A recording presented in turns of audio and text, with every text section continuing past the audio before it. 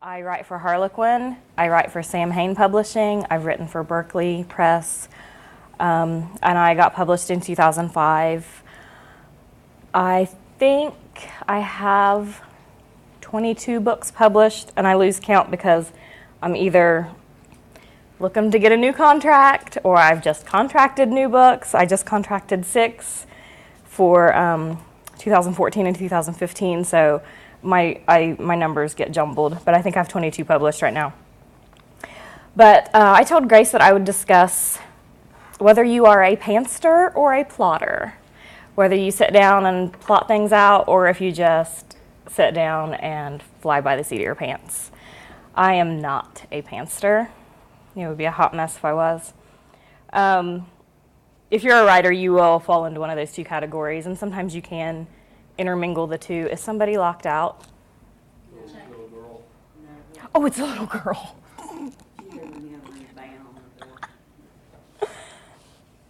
I thought Grace locked people out. A plotter, I'm sure you know, somebody who works with an outline. I work with a very detailed outline. I usually get my rough draft done, and then I go back and make sure that it's right with my outline, and then I go back and fix things if they're not, because I'm really, really detailed. And it tends to get on my agent's nerves and my editor's nerves, but that's what works for me, and I get books done a lot faster if I have a really good base down. Some people, they feel that kind of crushes their creativity if they try to jot all their notes down ahead of time. I know a lot of authors who feel like if they've written it down in notes, then it's already been told, and they don't want to put it in a story. They feel like they're retelling it. I don't feel that way. I feel like, awesome, I'm on a roll here. There's no magical way. There's no perfect formula. You kind of just have to do what works for you.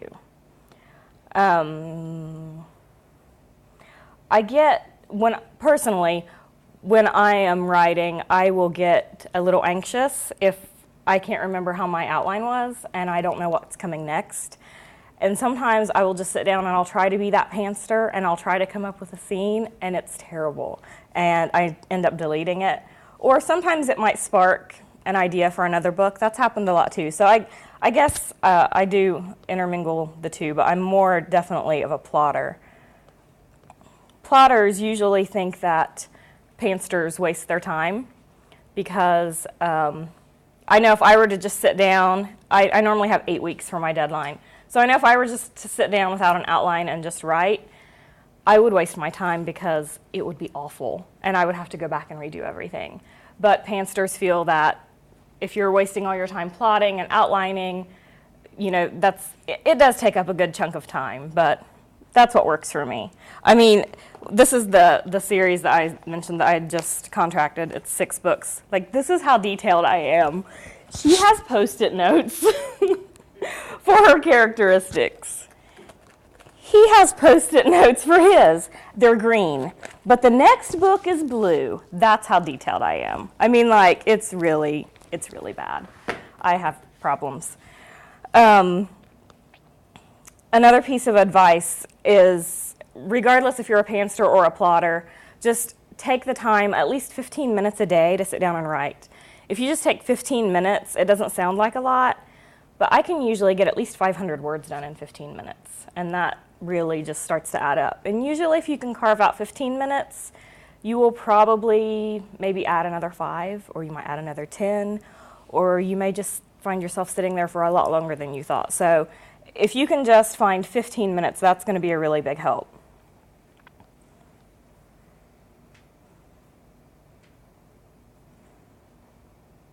There's a book on writing that is very good, and surprisingly it's from Stephen King, but it's just called On Writing. I don't know if you guys have read that or seen it, but he is really, really brilliant when it comes to the business side of writing. I can't recommend that book enough.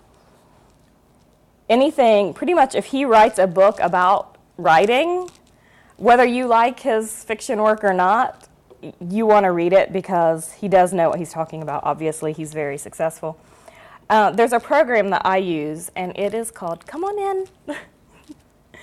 There's a program I use. It's called Write or Die. W-R-I-T-E, or die. You can go to the website. It's just writeordie.com. And you can, it's kind of hard to explain. If you go to the website, you can either use the program on the website or you can download it for $10. It's free on the website, but I'm paranoid and think that people was looking at my work, so I downloaded it. But what it is you set like a timer. You control the time. You control like the speed of how much you're going to get done in that time. If you I didn't know this when somebody told me about the program, but if you stop writing, there's this terrible music that just blares out at you. I jumped. It scared me to death, so I am warning you, it's awful. You will keep writing, because I will sit there and I'll type and I'll stop and I'm like, oh my gosh, even if I just have to type "the" over and over, I do not want that music blaring at me, but it helps.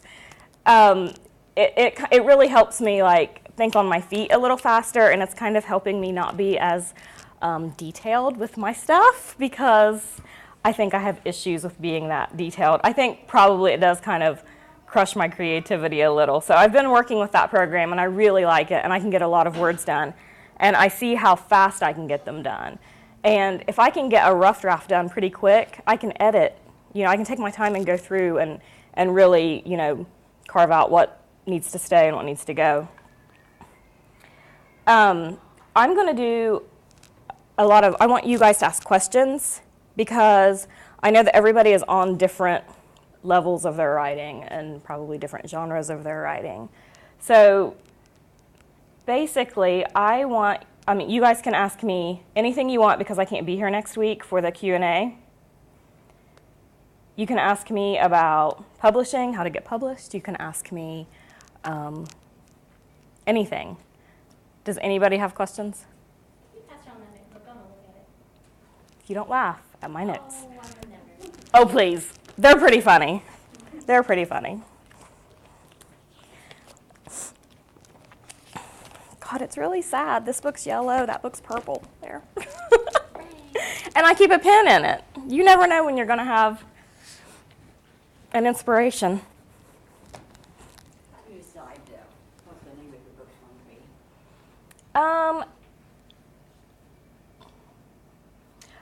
I have to have a name before I start working on a book. That's just me. I know some people don't. And a lot of times the publisher is going to change it anyway. But I have to have a name, because it kind of just gives me, if I feel that I'm starting to get off course, it just kind of like draws me back to the focal point of the whole book. A lot of actually, I think Harlequin's kept 5 of my titles that I've suggested, but normally they're going to change it. I just try to think of just a few words that really is going to encompass the whole book. But that's about the easiest way I can think of to tell you. Most of the time authors don't worry about it, but I do, of course, because I worry about everything. And how do you decide how long the chapters are going to be or need to be? I know with Harlequin, the books that I write are 55,000 words. So usually my chapters are 10 to 12 pages. If you write single title, which are longer books, which I write for another publisher, my chapters are around 15 pages. I can kind of tell when it's time to end a chapter.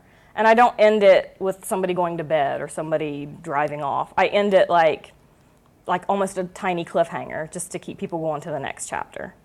That's my opinion. Any other questions? What's your writing process like? When you first start a book, how do you go about, you said you only had like 8 weeks, so can you describe your process during that 8-week period? I have my outline done at the start of that 8 weeks. So How long does that take you? my outline, a couple days. But then I have to get it approved by my editor. So that usually, I don't know. It depends if she's busy. Sometimes she gets back to me that day, and sometimes she gets back to me the next month. I mean, you don't know. And it depends on where they've put you on the schedule and how quick they need to get you going with it. But when I get started, I just jump right in. I usually always know how I'm going to start it, and I always know how I'm going to end it. I don't really have a process. I have my base down with my outline first, and then I just get in there. You have a certain number of words you try to write per day? Sometimes I do. If I see that I'm at like 15,000 words, I'll say I want to hit 20,000 words before I go to bed. Or if it's something like that, I'll just like try to keep rounding it up, and that makes it go a little bit faster. It does in my head anyway. It's still 8 weeks. How do you do that with children? Honestly, I got published in 2005, which was when I had my first baby. And I, since then, normally sleep about 4 hours a night because I write at night when they're in bed. I don't know how you do it, but I can't function without sleep. I used to not be able to function without sleep, and now I'm just sleepy all the time. But I can't take a nap because I'll try to lay down and take a nap, and then I just start thinking, and then I just get up and start working. So you're just taking general questions about anything right now? yeah, you have one? I've actually got a lot of them. Go. My first question is this. I went to a pitch conference, and I had 2 editors were interested in reading the manuscript. Mhm. That was 2 years ago. Mhm. Um, Did you send it? I haven't sent it yet. Okay. Here are my concerns. One of the editors in particular, I think she's a Penguin Group, Yeah. Anna DeVries or something. Okay. She expressed a lot of interest in one particular aspect of my book. Okay. And I had another guy in my group. He also pitched his novel, and he actually received an offer immediately from, I don't know if it was Penguin or one of those. But anyway, after he received the offer, then he got an agent. Yes. And is that typical? It can be done anyway, really. I published with 2 smaller publishing houses before I ever had an agent. And you don't really need them if you're going with a smaller publishing house. Penguin's a big house, though. And that's an author preference, too. I have author friends who don't want an agent. They don't want to pay an agent 15%. Personally, I don't want to deal with the business side of it. And I know there's things that my agent can get for me that I couldn't get just asking myself. So I want an agent. It makes me nervous not to have one. You don't have to have one to get a deal. If you are offered something and you want an agent, you say, I will let you know. They're not going to take the offer back. Okay. Even though you really want to like jump and say yes, you just say, I'm going to get back with you in 2 days, or what? I'll get back to you by the end of the week. Okay. Then you start calling agents. You just tell them I've received an offer Yes. from Penguin or Yes, whatever. Okay. yes, and you say, do you have any authors with them, or have you worked with this editor before? Because it's good to have your agent and your editor have a close relationship. So that's if you want an agent. I'm just assuming everybody does because I do. But I would just say, I'll have to get back with you. I'm interested, let me get back with you, or whatever. And then you start calling agents. And how do you, so in my situation, do you suggest that I submit my manuscript to the editors first? Mm-hmm. Or would it be advantageous for me to contact or try to hunt down an agent and tell them You can do both. I've had interest from so-and-so? You can do both. What Because would you suggest if I would need an agent anyway? I would, well, I know when I was trying to get published, I sent it to everybody. I really did, because it takes them so long to get back to you that if I would wait until I heard from somebody to send it out again, it's just like, that's a whole lot of time. I sent my stuff to agents, editors, I sent it to anybody who had an address. I just wanted somebody to read it. So, I would send it to both. Okay. I'm sorry. And in terms of what the agents do they help with promotion of the book, or do the publishers require you do your own promotion? Or do the It's a publishers do the lot. promotion? It's a lot of doing it yourself. Okay. Unless you're like Stephen King or Nora Roberts, or you know what I mean. If you're a big name, of course, they're going to invest in you. But they don't typically invest in brand new authors until they see what you're kind of give back to them. The agent, I know my agent, I've had two, and they both, they will help you negotiate contracts. You get so many free books, and so they can negotiate that number, and they negotiate your advance, your royalties. I also know that my previous agent, she would have publishing houses call her and say, do you have any authors who do this type of, genre work? And she could recommend. So, I mean, that's the type of thing that, like, they wouldn't know I existed maybe, if I wasn't with a certain agent. But publishing houses will call agencies and say, we want to start this project. Do you have anybody who writes like this? And so I've actually gotten several special projects that way. So, I mean, it's good to have an agent because really you're just going to kind of add extra work. Okay, I mean, but they don't help necessarily with the promotion of the book. They and also the publisher kind of leaves that to you for the most part for new writers. Yeah. I know Harlequin started doing some publishing a little for me. I don't want to say a little. They have so many authors, it's hard for them to do that. But they'll do, special things for their authors. So they're really good about that.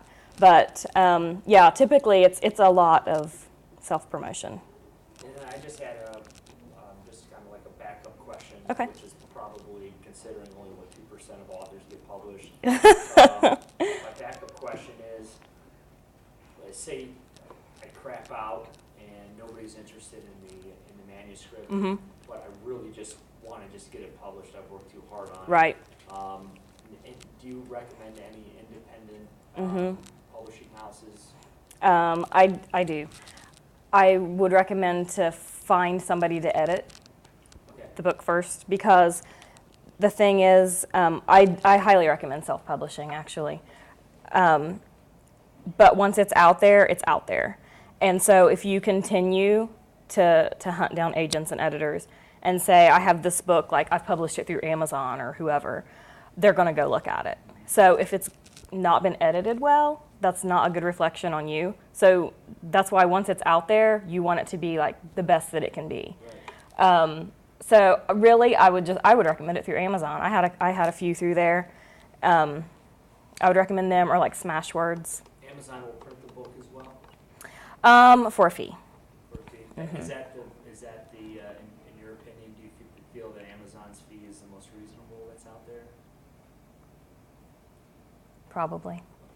I know they're kind of taking over the whole world, but yeah. How do you find out about agents? Are they listed somewhere? They are. Oh, we go through this every year, and I always forget to tell you to have that book ready. What is the name of it? I mean, every year I've spoken, I get asked this, and I always forget the name of it. There is a book, and it has a list, and it comes out every year. It's refreshed every year. And it has a list of agents, editors, publishing houses, like every genre that they publish.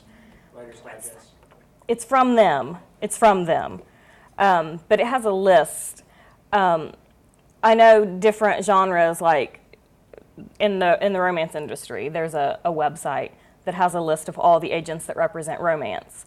So, I mean, I would think if you would even Google agents, representing science fiction or nonfiction or whatever, you're going to find a list. But it is important to do your homework as to who is reputable and who is not. If an agent asks you to pay them money to read your stuff or to represent you, they are not for you or anybody else.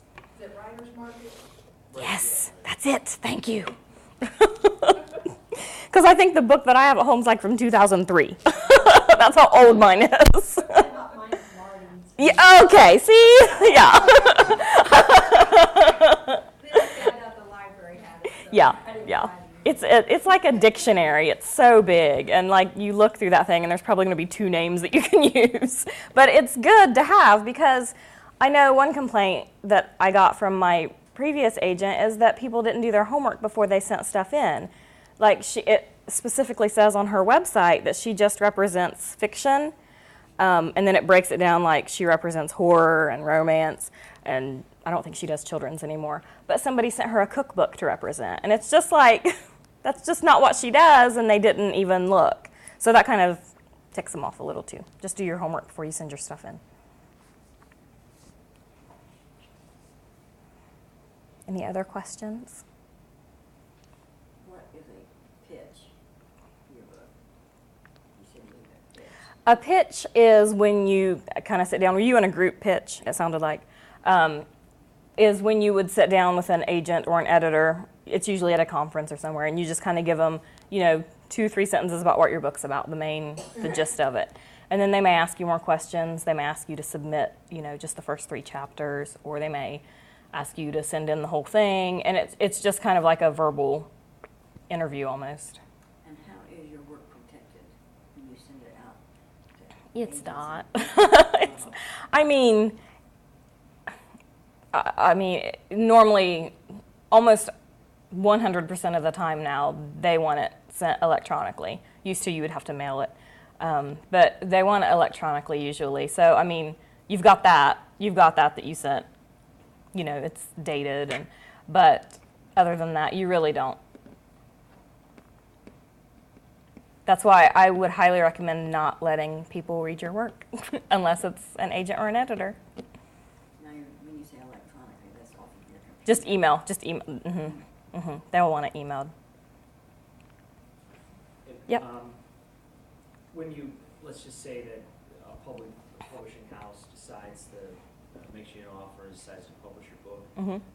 Within that process, is there like a legal department that'll look over the book to make sure that there are no legal issues that you're going to face, or is that something you kind of have to do on your own? Especially works of nonfiction. Usually your editor is not, there's always a legal department, yes. But usually your editor is pretty knowledgeable. I know that simple things like I couldn't use a certain song title in my book because I had to buy the rights to actually even just put the name in the book. So, it's things like that they'll say, we're going to have to take this out. Can you just change it to music? Or, you know what I mean? Normally the editor is very knowledgeable about that. But, you're protected. Okay. You should be protected. If you're with a reputable company, you should be What protected. if you're self-publishing? What kind of steps can you take, short of having a lawyer? Yeah. Trick lawyers read it over and Yeah. gouge it? For nonfiction? Yeah. Or? That's a really good question.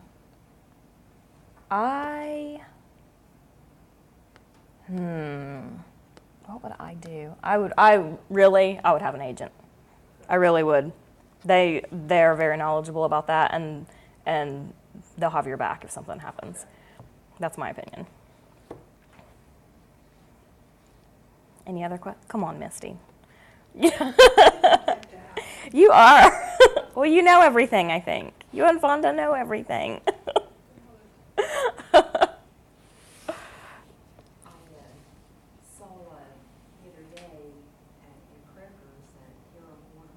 Mm-hmm. And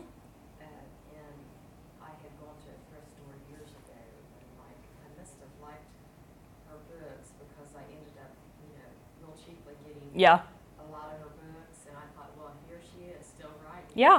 Yeah. People will go for a lot of years. It's amazing how long. I think Nora Roberts got published in 1983. It was 82 or 83. It was her first book, and she's still cranking them out. A lot of them are reissues, but she's still sending out new ones every year. So, and that's what publishers want, is they want somebody who is going to, I was discussing this with Grace, they want somebody who's going to make it a career because they want to invest in you. They want you to be like the next big thing. That's what everybody's looking for. So, they're wanting somebody who's going to make a career. They don't want somebody who's just going to do one book. And if that's the case, that's perfectly fine. If you just have one book that you want out there, I would highly recommend self-publishing. But usually, once you get the one book done, then it kind of gets in your blood and you want to do another one. In terms of self-promotion, what types of things do you do to promote your books? Social media is a huge thing. It really is. And it's free, so you might as well tap into that. A lot of authors will go together and do a blog site together. I don't do that. I used to, but I'm so boring that nobody wants to read what I have to write about, unless I make it up. So I do book signings. I go to different conferences. I do. You just cold call the Yep, I do. Particular big bookstore? I have certain ones that I do each time I have a release, and sometimes I'll add in a few others. Next week I'm going to Kansas City for a conference, so I have 2 signings out there while I'm there. But yeah, I tend to also, if I'm going on a trip, I'll set up a signing while I'm there because, I mean, I want to tap into readers in that area, you know what I mean? So, yeah, I set it up, or I have an assistant and she'll set it up. So, yeah, pretty much everything, just about everything is done. You're all on your own. So therefore, if you go to a book signing, therefore, it's for the IRS, it's a business trip? I can write off that day's expenses. Like, not if I take my family to the movies, but, you know, I mean, that day, like, I could take off my lunch, or I could take off, you know, my gas to get to, from my hotel to, you know what I mean? I can take that off. I can't take off, like, the whole trip. I will next week because it's a conference. I can take off that whole trip. But if, like, when we go to the beach with my family, sometimes I'll set up a signing, and I can just take off, like, that day. But not if we go play putt-putt. I'm not taking that off. I try to be legitimate and honest. If you're pretty prolific, can you make a pretty good living? Yeah, you can. But I mean, it takes a while to build up, you know, unless you're like Stephanie Meyer, you know what I mean? People who just have like that overnight success, then obviously they're fine. But usually it takes a little bit to build up. You have to build up your reader base and all that. But yeah, you can. It's not. I think some people go into it thinking you're going to get a lot of money, but it's not. It's really not. And especially if you break it down to how many hours you think about. I mean, I know you write a lot, but it's just like your mind is constantly going. I mean, even just driving in your car, it's going. So that's working. So, I mean, once you break it down, really, it's not a whole lot, but yeah, I mean, it's livable.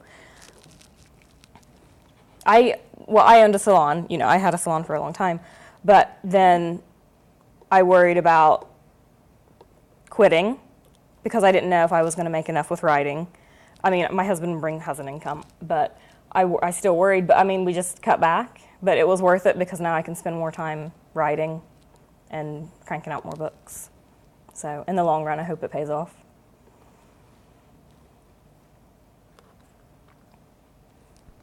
Any other questions?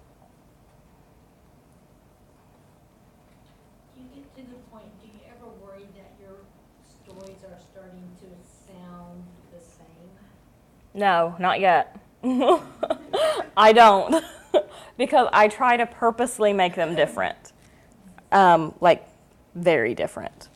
I had a book out in March that had a prince in it and a designer from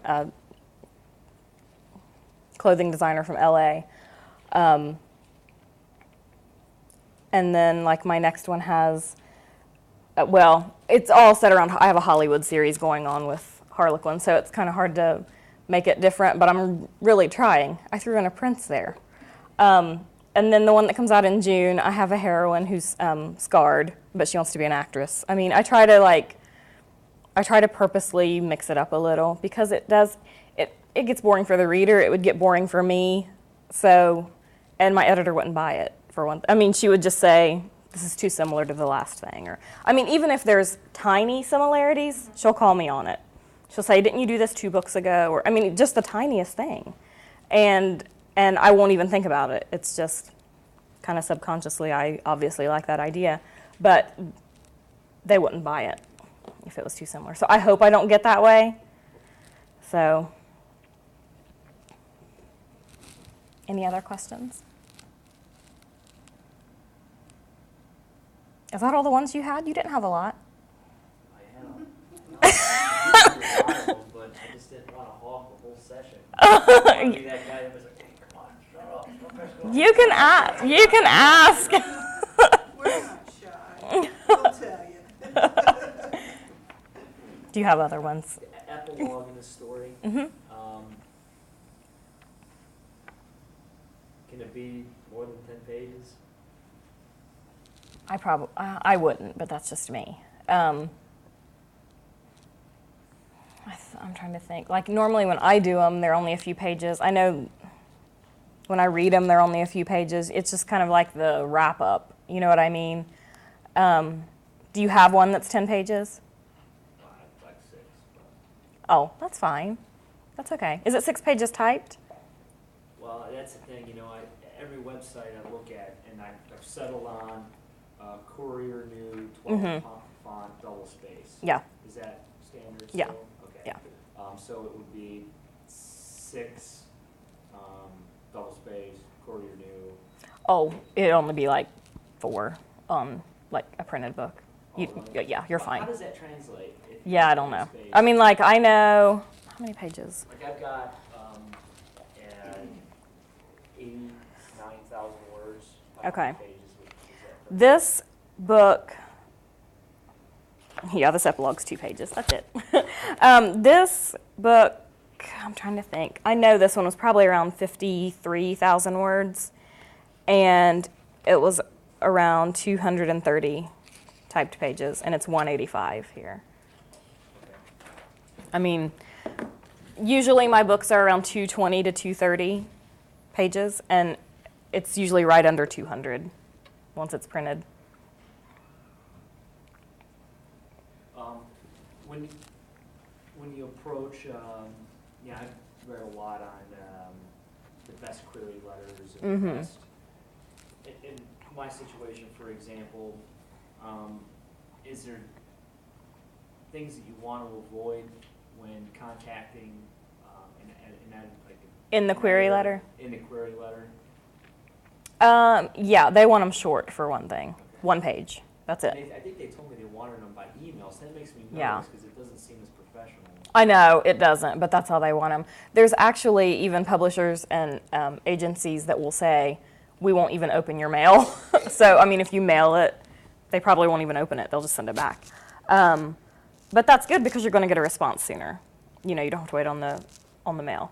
But yeah, just put it in, usually they want it in the body of an email as well. They don't want it as an attachment because they're afraid to open it.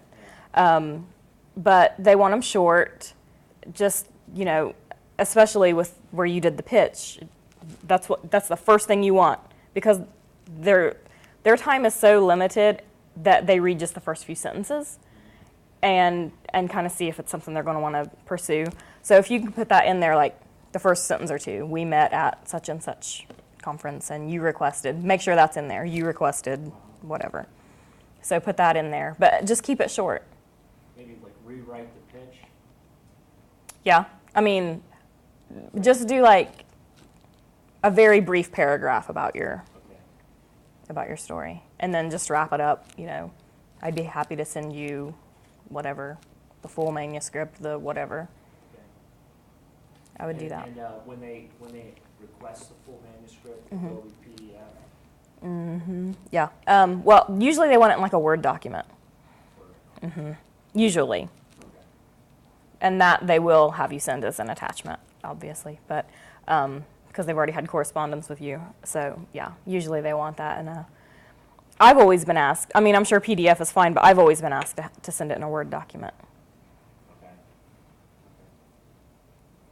I'm sorry, what is a Word document? When you are typing do you type or do you write it? Right now, I won't write it. You write it. I have friends who do that. I don't know how they do that. I couldn't do it. But once you like open up a document on your computer and type it, that's a Word document. You just say it's the program. And when you make a query to somebody, you said it's okay to send it out to multiple people. Is it wise Yeah. to write that in the email? Hey, I'm also sending No. this to No. Don't say that? No, and it's not being dishonest. They know you're doing it. They Yeah. do know? Yeah. Okay. Yeah, they know. Most people who want to be published send it out multiple places. Okay. And they know that's just how the industry is.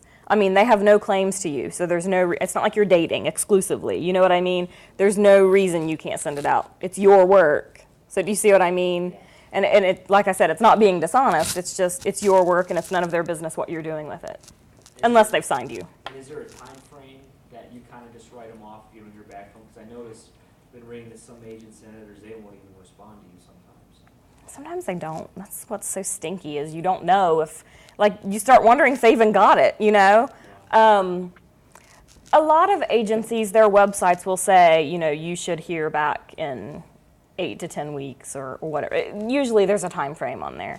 Not always. There was actually one editor, and I won't say who she was with because she's very lovely. However, I sent her a manuscript in 2005. When I got my first one published, I sent this lady a manuscript, and I still haven't heard from her. I see this lady at conferences. I have since published that book with somebody else. I've still not heard from her. And it's just a joke. I mean, if you say her name at a conference, people kind of giggle. They're like, I've had something with her for 2 years. I mean, you're just not going to hear from her unless she really wants it. So usually you'll hear from them. If you haven't heard from them, let's say their website does say a time frame. I would give them 2 weeks after that and then just say, you know, I'm just following up. You know, I know you're busy. Just make sure you at least acknowledge that they're busy. But if it doesn't have a time frame, I would say 2 or 3 months, and then I would contact them. Okay. Never call. Okay. Always send an email. And I think the final question I have is, I've had this kid, he's not a kid anymore, but he's kind of, he's referenced in the book a little bit, and he's went on to college, and he's since become a creative writing, he's getting a master's in creative writing from Princeton or something. Mm-hmm. And he's agreed to take a look at it, and it's a true story, his dad was killed, so a little bit about him. Yeah. How is it proper to do an acknowledgement to somebody? Like a dedication in the. Not so much a No. dedication, but an acknowledgement, you know, for, you know, I just wanted to thank so-and-so for helping me. They will let you do that. If when your book sells, you tell them that you want an acknowledgement page, and it will be its own page, and you can just acknowledge whoever you want. You can acknowledge 50 people. You can acknowledge one person. I mean, they'll let you do that. Well, let's just say that, I'm just thinking about reality here. Let's Yeah. just say I have to self-publish this thing. Yeah. What's the best course of action? Just like one page? Or Yeah, that's its. paragraph maybe? Yeah, but that's its own page. Don't put anything else on that page. Okay. Yeah, and some people's acknowledgments go 2 pages, but just make sure that's all that's on those 1-2 pages. Don't put anything else on there. Okay, Does that make sense? it does. Okay, did I answer it okay? Is that what, okay, okay. All right. You don't have any more? Are you? Okay. Do you want me to have some? No, I want to make sure you got your questions answered. That's why you're here. Does anybody else have questions? Nothing, Fonda?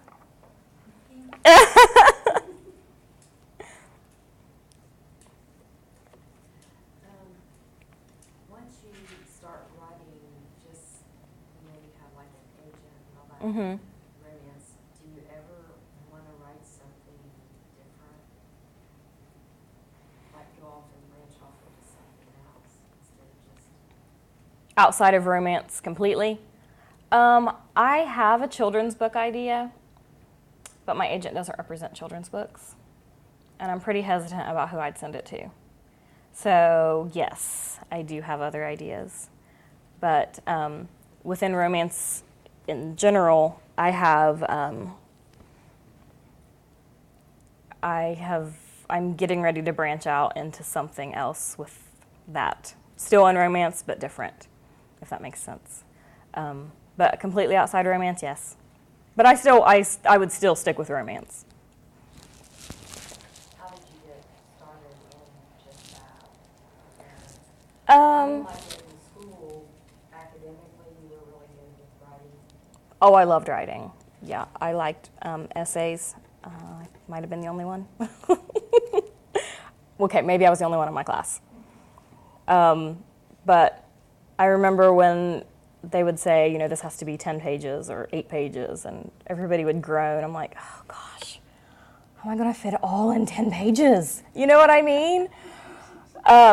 So I did love writing in school. And I thought about going into journalism, but then I didn't want somebody to tell me what to write because I didn't really want rules.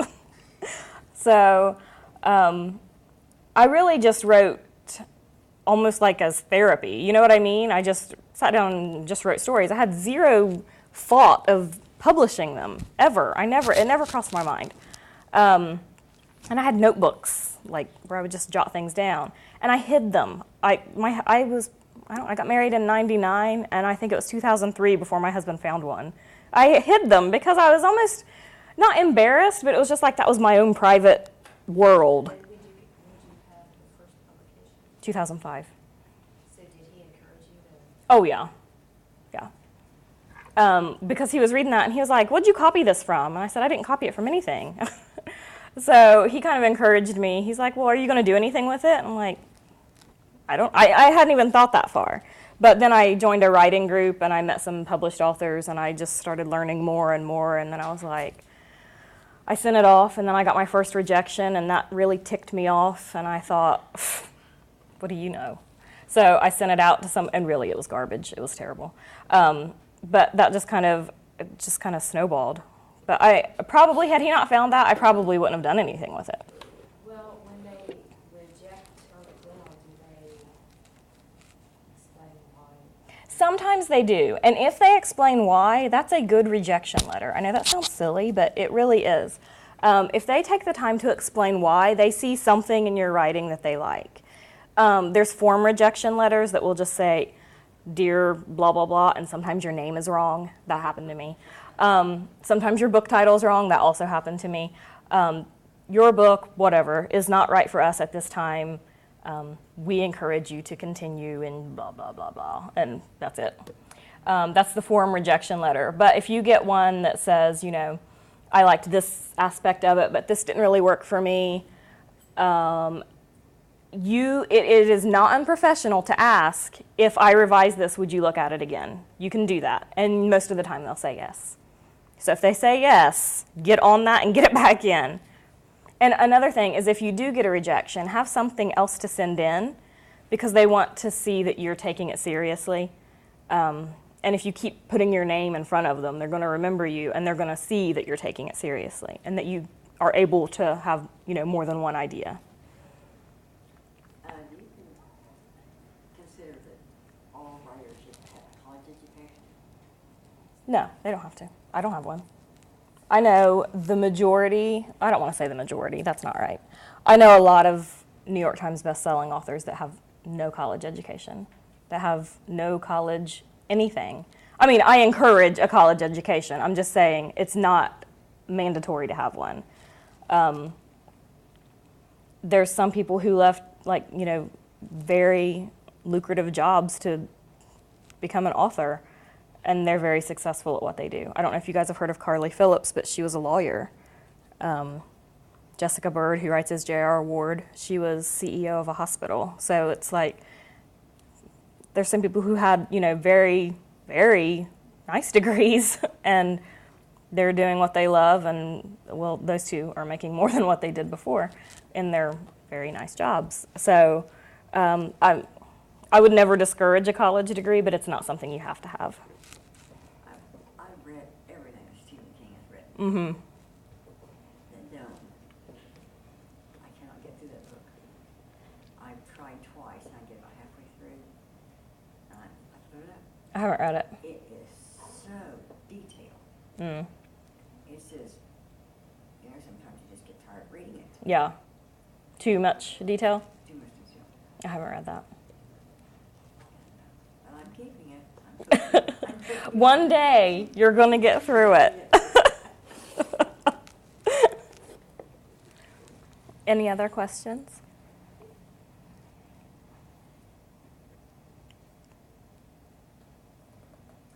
So do you read a lot too?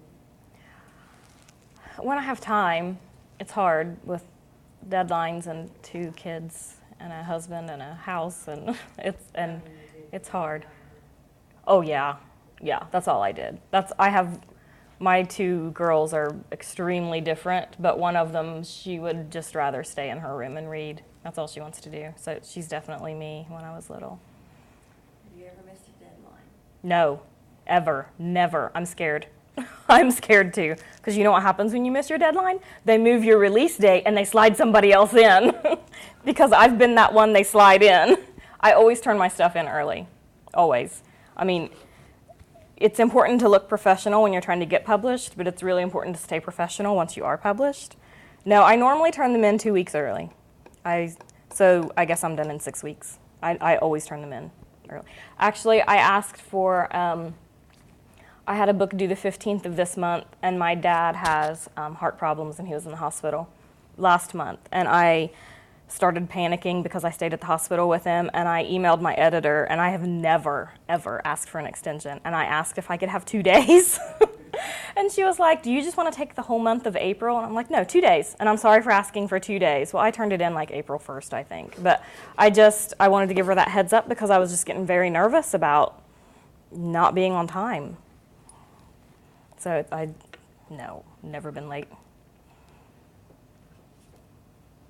Any other questions? Grace, you don't have one? You normally have some. Got nothing. That's all right. You normally do.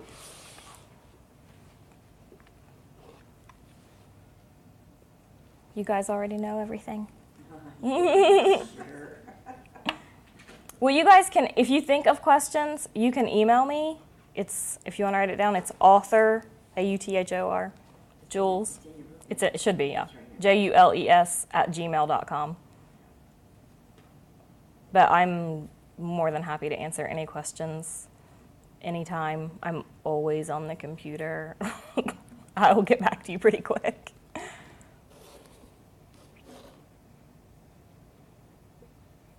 If you guys can't think of anything else. Do you use a regular computer or do you use a laptop? I use a laptop. I always use a laptop. I take it everywhere. I don't even think, I can't remember the last time I turned on my computer. I don't know if it's been dusted. It hasn't. I know it hasn't. No, I don't use it because I can't stand sitting there. I'm pretty lazy when I'm working. That I sit on the couch, and the more I work, the more I start going down. And then I find myself completely laying down. So then I pull my knees up and I'm doing this. So yeah, I know I couldn't just sit. And then I have to get up and move too. So then I'll take it and I'll go somewhere else. So I use a laptop. I used to use a netbook, which I really liked because it was tiny and I would put it in my purse. But I got out of that because I killed it. The keys were falling off, and then I couldn't even, there's obviously a button under. I would really push the button. I still couldn't get it to work, so I had to get a new laptop, and I got a bigger one. Always a laptop. But I know people who write books out, like you said you do. Write them out completely, the whole thing, and then they go in and type it. I don't know how you guys do that. I just couldn't do it. I have two like that. To what? Books? How do you do it? Well, I mean, this Is any of it in shorthand? No. Real words? Longhand. And then I have to write it and then put it in the computer, so that's taking forever and changing it. You know how lazy I am at writing things out? I mean, all of my outlines are handwritten because I'll scribble and I'll draw arrows. And I start drawing pictures. Like if I want the word love or what, I'll draw a heart.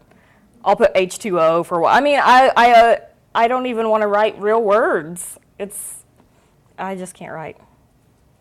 I've forgotten how. The only problem is writing it to where you can read it later.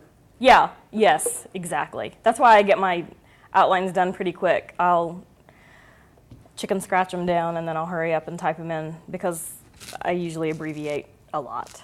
So I don't, because I'm that lazy when it comes to writing. Anything else? I have a few books left up here and some pens. You got take whatever you want. I just grabbed a few of my backlist books and some pens. If you want, you can have them. Did you talk about your recent books, what they're about? I didn't, but I can. I have 7 out this year. This is April. I don't have one out this month. I have one out next month, and I have 2 out in June. The one next month is the second in a series from Sam Hain Publishing. It's called Secrets from Our Past. And the one of them in June is called Hollywood House Call. And it's about a surgeon in LA. It's from Harlequin, and it's in my Hollywood series. I think it's book 4. And then I have another book. It's along the lines of this one. It's an anthology, which is a book with several authors in it with short stories. It's not this book. This was the one that was out last year, but all the proceeds go to a no-kill animal shelter, and we try to do one. I say we. She asked me to be in it. Her name's Lori Foster. She's a New York Times best-selling author, but she does one every June, and all the proceeds go to a no-kill animal shelter in Hamilton County. So this was the one from last year, but I have another one with her this year in June. So I try to push those books more than mine because I want proceeds to go for the animals. Well, like you said in your book, was a surgeon. Mm-hmm. How detailed is it about his profession? How do you have to research? Well, I called 5 plastic surgeons, and nobody returned my call. One assistant returned my call. So that book isn't as detailed as I wanted it to be. My mom has always worked in a hospital, and she's usually either been over risk management or quality assurance. So I asked her what I could. She asked some doctors what they could, but it was about plastic surgery. So, I mean, you know, there was only so much that she could ask other doctors. But so far, I've gotten some of my best reviews for that book. So it must have been enough detail. Because, and I did get that in one review, that there wasn't too many details, and so maybe that's a good thing that I didn't. I probably would have put more in had I had more, but that's probably a good thing that I didn't have.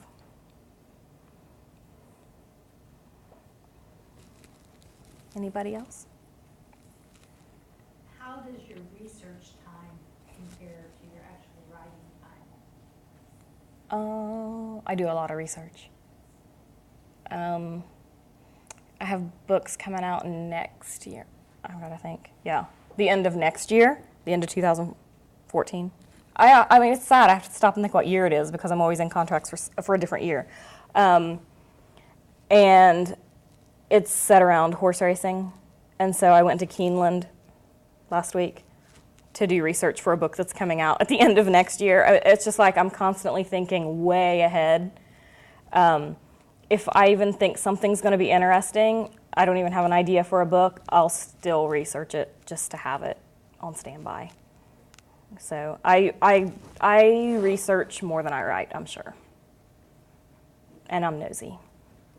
So I do research a lot.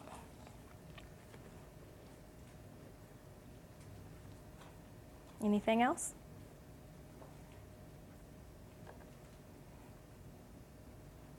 Okay, well, you guys can email me, feel free. Any questions, even if it's a year from now, feel free. I'm not going anywhere, hopefully. Thanks for coming.